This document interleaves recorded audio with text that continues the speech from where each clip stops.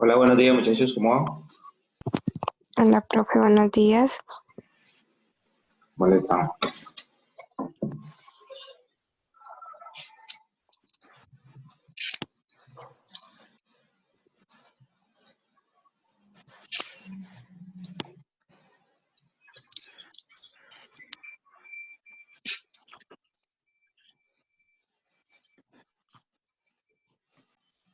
Listo. Hace 20 días yo le explicaba algo más o menos así.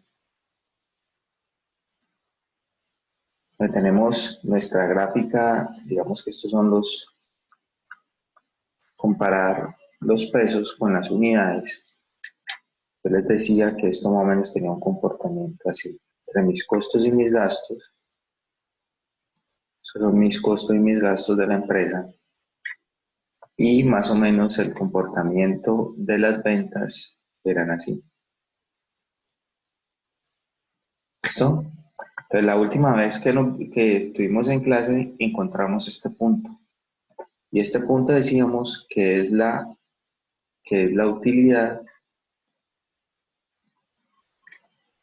que justo en ese punto es el momento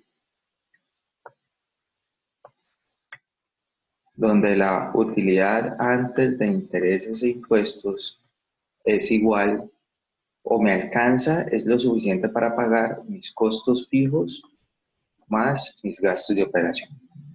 Este es el momento justo de eso. ¿Listo? Hoy resulta que hoy vamos a encontrar un punto de equilibrio por acá, donde esta utilidad antes de intereses e impuestos, me alcance para hacer el pago de lo que le corresponde a los socios y lo que le corresponde al banco. ¿Listo? Esta es la utilidad que vamos a hallar hoy, este pedazo de acá. Entonces, ¿cómo vamos a utilizar eso? Vamos a hallar eso, vamos a trabajarlo a través de algo que se llama el costo de capital. ¿Listo? Y el costo de capital no es nada más que el promedio ponderado de todos los dineros que aportan en mi empresa.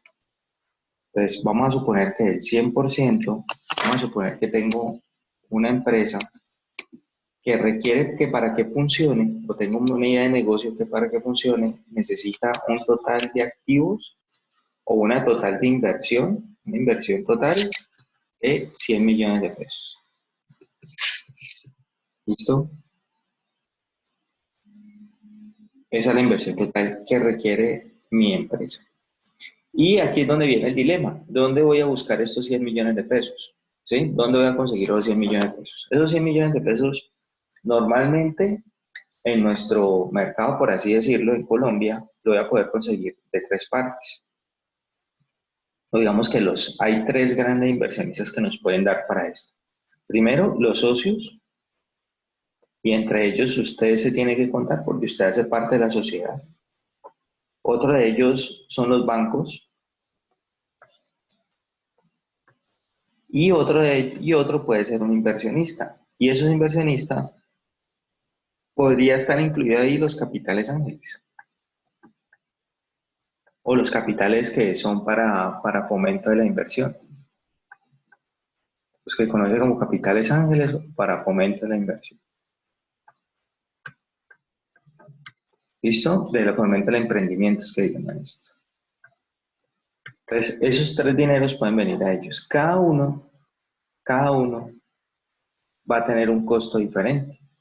Los socios me cobrarán una cantidad de dinero, los bancos una cantidad de dinero y estos capitales ángeles, que algunos es condonables, pero si es un inversionista neto, pues me va a tener un valor diferente de dinero. Entonces, siendo así, entonces vamos a encontrar que mi costo de capital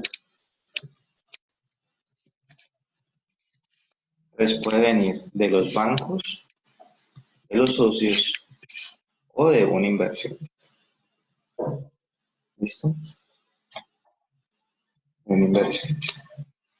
Bueno, entonces, como les decía, cada uno de ellos me va a cobrar un valor diferente con ellos. ¿Listo? Si tienen alguna duda, me preguntan.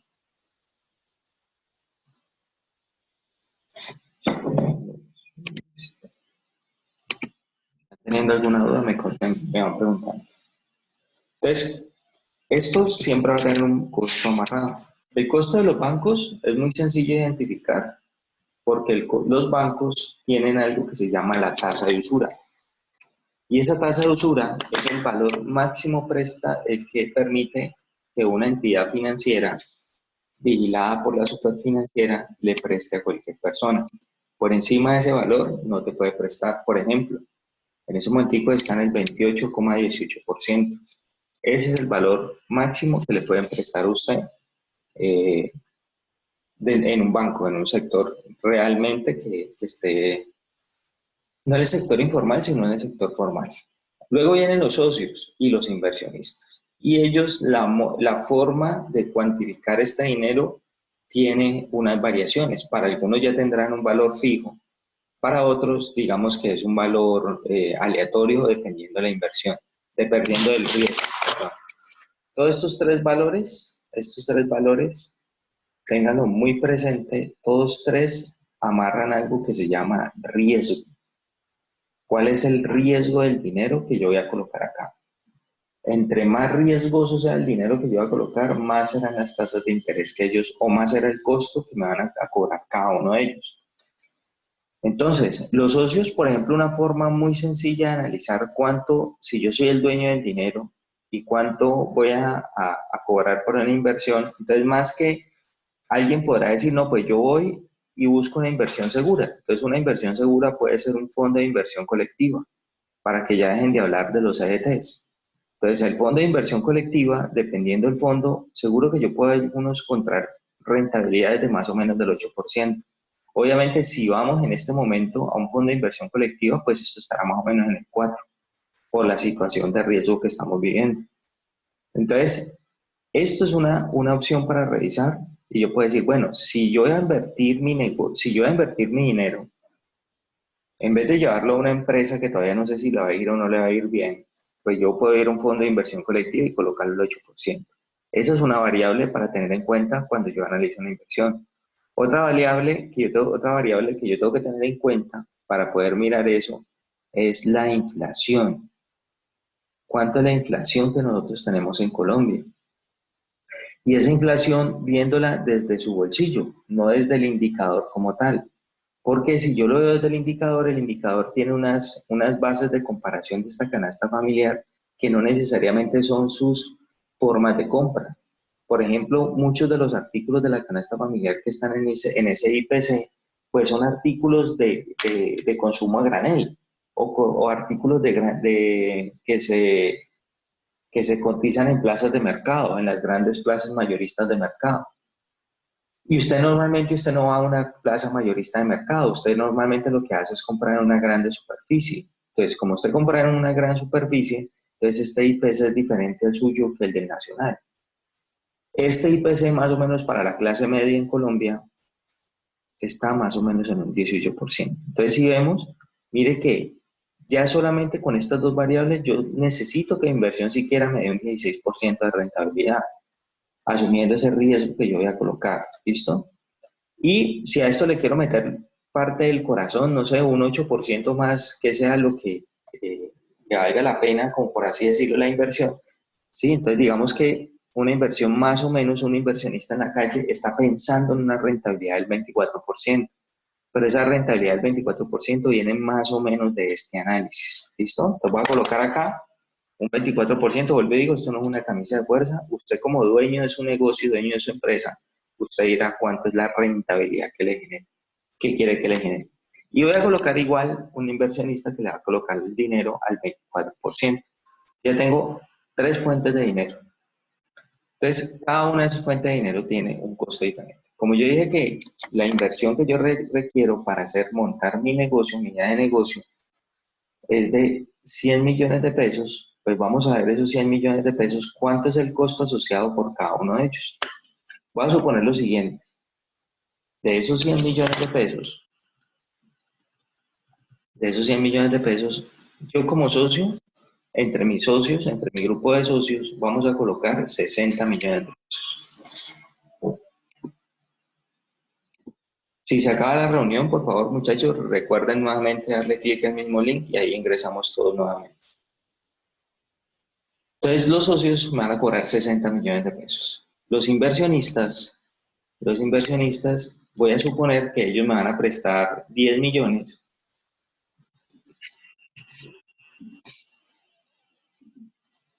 Y por último, voy a colocar los bancos. Y los bancos voy a suponer que me van a prestar los 30 millones de pesos restantes. ¿Listo? De esa forma,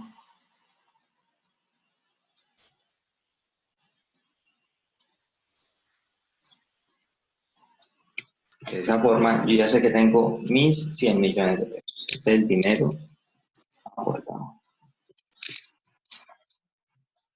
Entonces yo ya sé que ese 100% está constituido de la siguiente forma.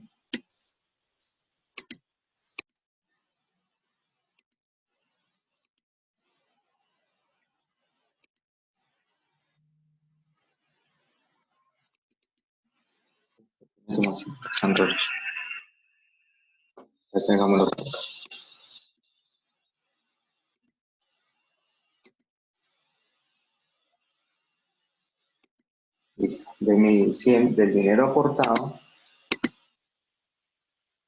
yo ya sé que más o menos fue esta parte. ¿Listo?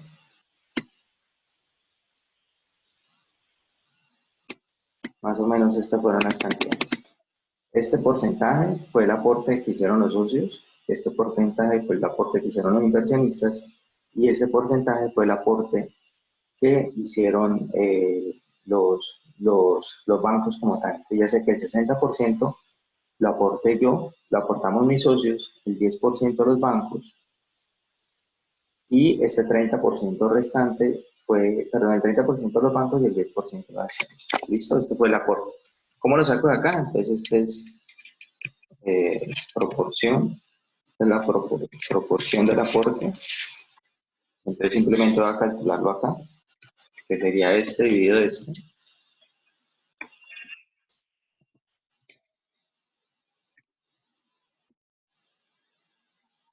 Entonces, aquí ya tengo cuánto es la proporción, que es la misma proporción que tengo acá. ¿Listo? Ahí no tiene absolutamente nada.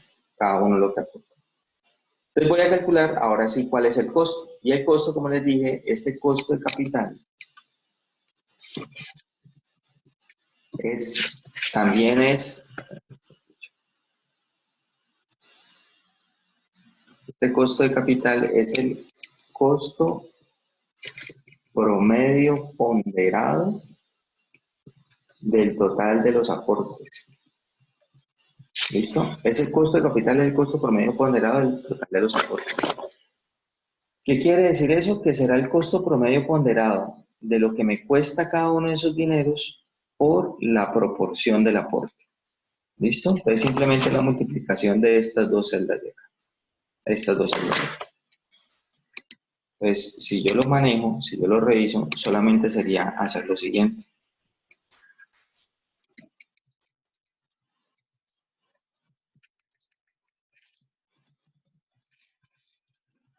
El costo de capital, voy a colocar las siglas acá, costo de capital, también lo van a colocar como WAC.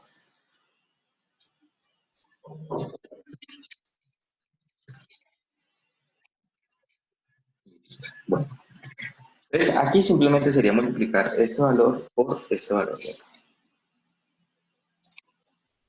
Listo. Entonces, en teoría, hasta aquí, este podría ser mi costo de capital. Entonces, el total de los dineros aportados me cuesta a mí el 25,25%. ¿Listo? Esto es la renta mínima que tiene que generar mi empresa para poder yo satisfacer a tres personajes importantes. A los bancos, a los socios y a los inversionistas. ¿Listo? Pero voy a resaltar esto voy a colocarlo en un color azul. ¿Listo? Porque hasta aquí no he terminado ese costo de capital. Voy a colocar acá, voy a mover un momentito esto, una columnita por acá. ¿Listo? Entonces aquí vamos a colocarle.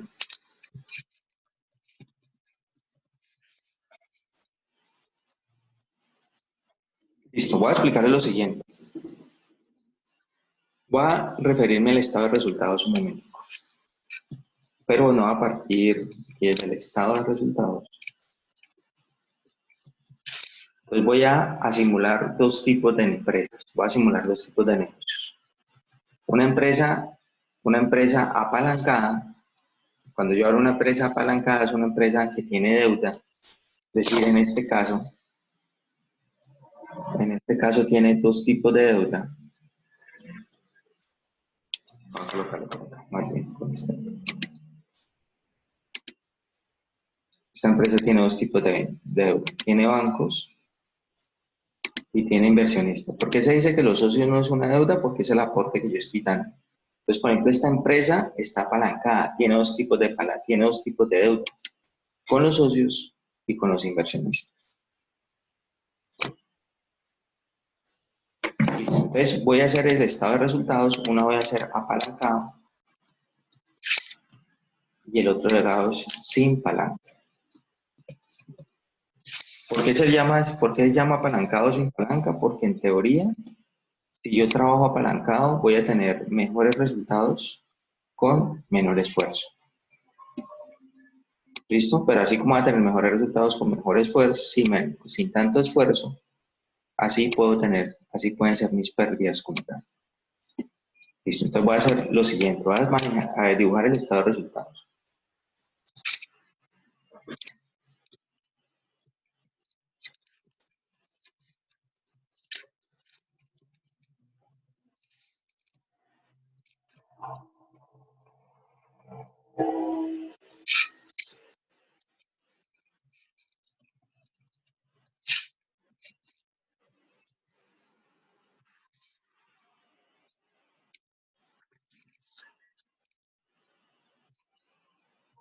Listo, hice el estado de resultados, pero lo hice desde la utilidad operativa. Entonces, utilidad operativa menos gastos financieros, eso me da utilidad antes de impuestos. Menos impuestos, eso me da utilidad neta. Voy a suponer cualquier valor. Voy a decir que esta empresa está generando 15 millones de pesos de utilidad operativa.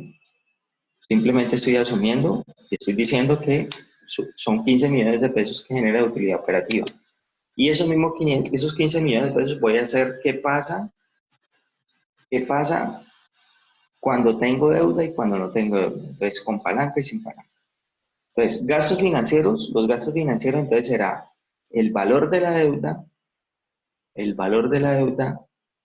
por el porcentaje que me están cobrando de esa deuda.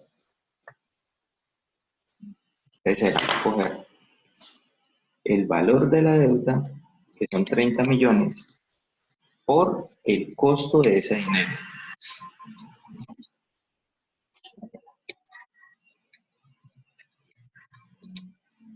Entonces será el valor de la deuda, nuevamente el valor de la deuda por el costo que tiene ese dinero. Y ya sé que esa deuda yo tengo que pagar al año 8.454.000. Eso me daría mi utilidad antes de impuestos. Sería coger esto menos este valor de acá. 6.582.000. Mis impuestos son del 33%. Normalmente esos son los impuestos que pagan las empresas en Colombia. Entonces de ahí es donde sale el 33%. Entonces al final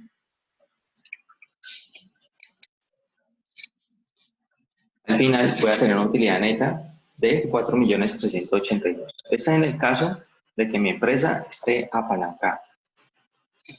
Ahora voy a hacerlo sin la palanca. Es decir, no tengo préstamo. Entonces, de pronto alguien podrá preguntar, o seguro que no, pero entonces alguien podrá decir, pero ¿por qué tuve en cuenta bancos y no tuve en cuenta la deuda del inversionista? Entonces, aquí es donde viene el tema. El estado de resultados, en el estado de resultados, hay un valor muy importante y es esta utilidad antes de impuestos y luego vienen los impuestos. Resulta que todo lo que sea del sector financiero es deducible de impuestos. Por eso yo aquí le resté los gastos financieros que vengan provenientes del sector financiero. Si no vienen del sector financiero, no es deducible de impuestos, por eso aquí lo resto y por eso aquí me da una base menor para el pago de impuestos. Si lo hiciera por acá, aquí como no tengo deuda, entonces lo voy a colocar 0. ¿Listo? Entonces significa que mi base para pagar impuestos es de 15 millones, pago los impuestos que es del 33%,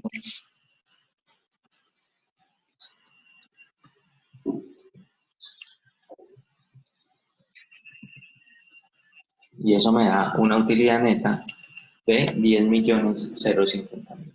¿Listo? Entonces, si lo vemos a simple vista, vamos a ver un poquito esto para acá. Bueno, entonces mire que voy a analizar dos cosas acá. La primera es esta. Mire que si yo tengo deuda, pago menos impuestos. Sí, aquí estoy pagando 2.100.000, aquí estoy pagando 4.920.000. Pero, mire acá el tema de la utilidad. Mire acá el tema de la utilidad. Entonces, si yo tengo deuda, pues obviamente voy a ganar menos. Pero resulta que voy a hacer una comparación a través de algo que se llama la rentabilidad del patrimonio. ¿Sí? Que se llama rentabilidad del patrimonio o utilidad, perdón. Se llama la rentabilidad operativa de la inversión. ¿Listo? Rentabilidad operativa de la inversión. Y esa rentabilidad operativa de la inversión, voy a escribir por acá la fórmula. El ROE, la rentabilidad del patrimonio, es la utilidad neta dividido el total del patrimonio. ¿Listo? Rentabilidad neta es la utilidad neta dividido el total del patrimonio. Entonces voy a calcular esta rentabilidad neta con esta rentabilidad de la inversión por cada una de esas rentabilidades. Entonces en el primer caso, yo voy a decir que son 4 millones mi utilidad neta y lo voy a dividir por lo que yo invertí, por mi patrimonio. De estos tres valores, mi único patrimonio son los 60 millones de pesos, porque lo único que yo aporté, estos dos son deuda. Entonces voy a dividirlo por los 60 millones de pesos. Entonces, en este caso, me estaría rentando el 7,3%. Si yo lo reviso en el otro, que no tiene deuda, entonces sería coger este nuevamente y dividirlo por lo que se aportó. Como ya no tengo deuda con los bancos, acuérdate que esto no es apalancado, entonces ¿qué voy a hacer? Voy a sumar allí estos dos valores, porque si los bancos no me lo consiguió, ¿quién me toca de conseguirlo? Pues me toca de conseguirlo a mí. Entonces, voy con 90 millones de pesos. Entonces, ¿qué sería? Coger este valor más este valor.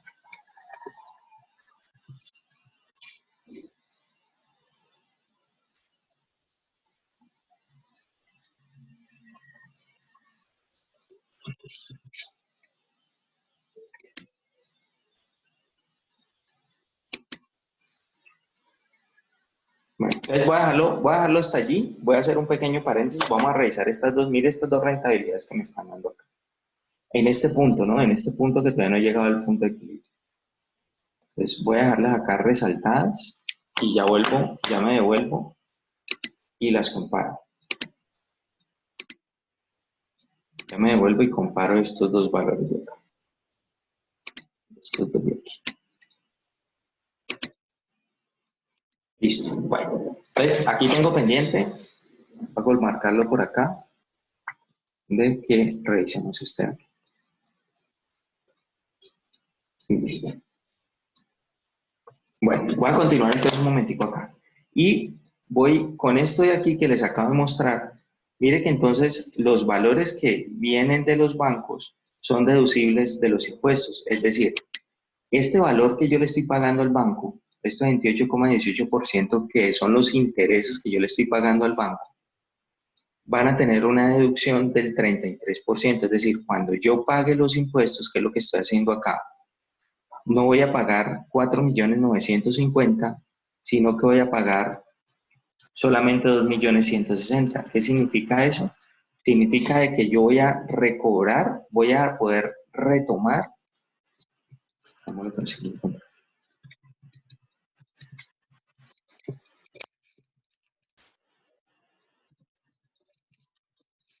Entonces, ¿qué significa? Que yo voy a poder recobrar ese dinero que yo pagué en impuestos, me lo voy a poder devolver.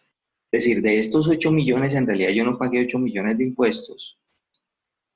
Yo no pagué 8 millones de impuestos, sino que pagué esos 8 millones menos esos 470. Entonces, intereses, perdón, intereses reales pagados.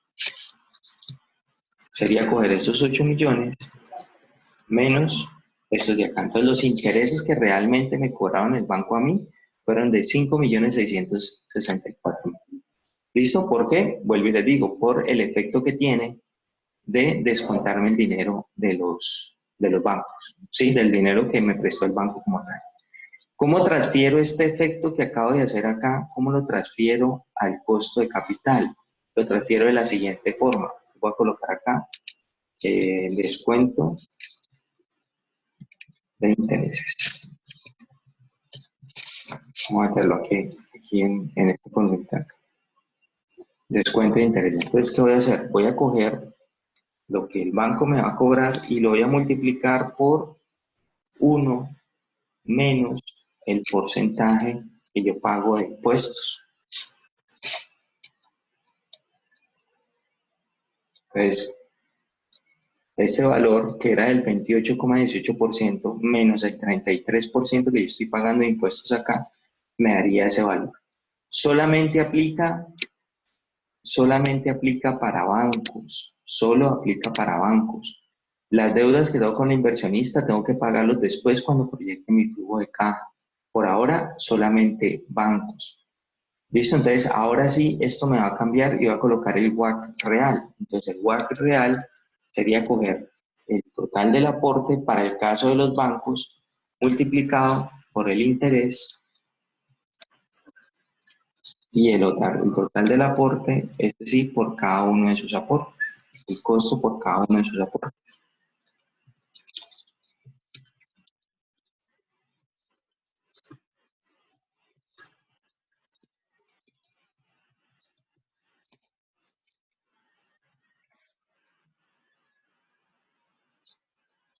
Y sumo nuevamente. Entonces, mire que ya mi costo mi costo de capital, ya descontado los impuestos, me daría el 22,48%. Voy a colocar acá el costo de capital sin la palanca, sin préstamo financiero. Esto es apalancado.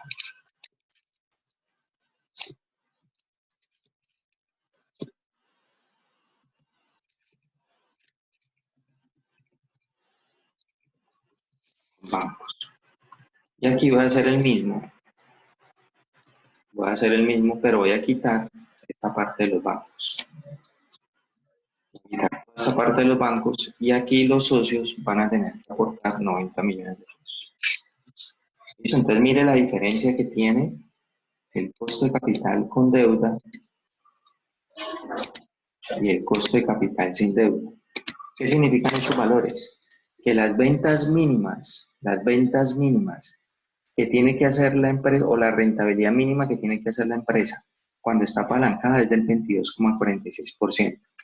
Si no tengo deuda con el banco es del 24%. ¿Qué significa? Que tengo que esforzarme más cuando no tengo deuda con el banco que cuando tengo deuda con el banco. ¿Listo? Voy a hacer una pequeña pausa allí. Voy a grabar esto para compartirlo ahorita en el Drive. Ahorita lo grabo. ¿Dudas hasta aquí, muchachos? Paro un momentico allí para que cualquier tipo de dudas que tengan hasta el momento.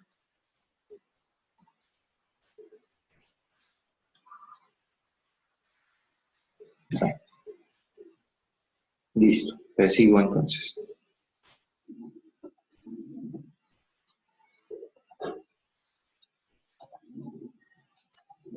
Bueno, entonces aquí ya encontré que si estoy apalancado, estoy con el banco, tengo que hacer menos esfuerzo que con este de acá. Listo. Entonces ahorita voy a comprobar para terminar de hacer este ejercicio. Entonces ya encontré cuál es mi costo de capital. Entonces voy a suponer lo siguiente. Voy a hacer, partiendo de acá, voy a suponer lo siguiente. Voy a calcular algo que se llama la rentabilidad operativa del activo, ¿sí? O también se conoce como la rentabilidad del activo neto. ¿Cómo se calcula eso? ROA se calcula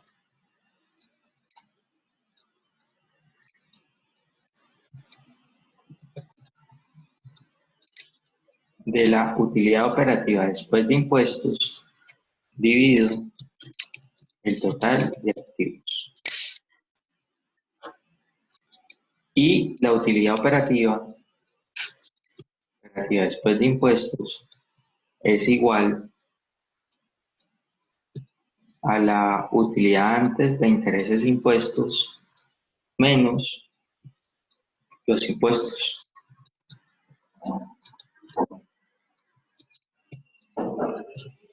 ¿Listo?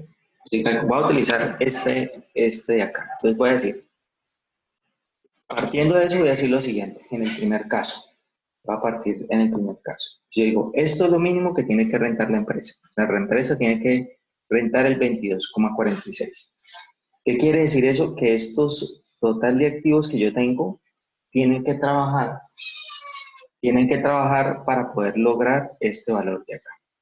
Entonces yo voy a decir que mi rentabilidad operativa, esta rentabilidad va a ser igual al total de activos.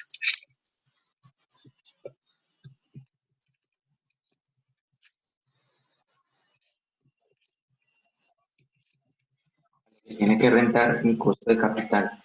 Entonces para este caso,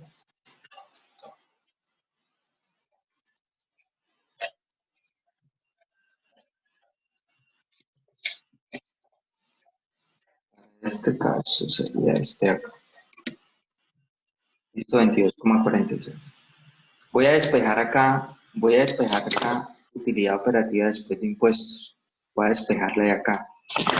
Si yo la despejo, entonces esto me quedaría que la utilidad operativa después de impuestos sería igual a total de activos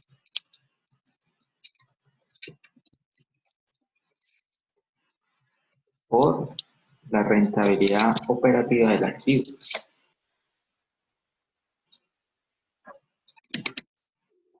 Yo sé que sería entonces este por mi total de activos. Eso me daría que 22 millones de pesos. Y voy a calcular la utilidad operativa. Entonces de aquí voy a despejar utilidad operativa, utilidad antes de intereses e impuestos. Y esto va a ser igual a la utilidad operativa después de impuestos dividido 1 menos. ¿Listo? Si lo hago acá, entonces sería coger este valor y dividirlo entre 1 menos el 0,33. ¿Listo? Entonces, esta sería mi utilidad operativa. Te voy a plantear nuevamente mi estado de resultados. O sea, la empresa tiene que dar 33 millones de pesos. 33 millones de pesos para poder yo suplir la necesidad de pagarle a los bancos, a los socios y al inversionista. ¿Sí? Eso es lo que me está dando los 33. ¿Qué es lo que significan los 33 millones de pesos? Vuelvo y repito. Es la utilidad operativa que tiene que generar la empresa para poder yo pagarle a los bancos, a los inversionistas y a los socios. Voy a plantear nuevamente el estado de resultados.